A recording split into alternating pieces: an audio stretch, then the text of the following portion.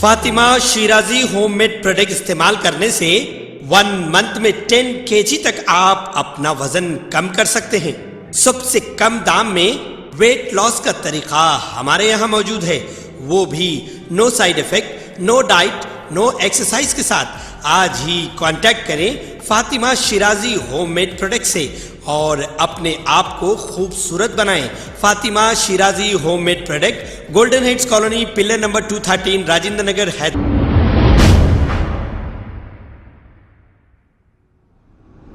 अस्सलाम वालेकुम नाजरीन, मैं हूं मोहम्मद अब्दुल हकीम। आइए देखते हैं आज का ये खबरनामा। चंदानगर पुलिस स्टेशन हुदूद के इलाके में 7 साला मासूम अरविंद की मिसिंग कंप्लेंट की गई थी। अरविंद दुकान से कुछ चीजें लाने के लिए गए थे। इत्तेफाकी तौर पर अरविंद सेफ्टी टैंक में गिर गए और इसकी यहीं पर मौत हो गई। आज खरीब की सेफ्टी टैंक में अरविंद की नाश दस्तयाब हुई है। पुलिस ने केस दर्ज करते हुए तहकीकात का आगाज किया है। आइए देखते हैं ये रिपोर्ट।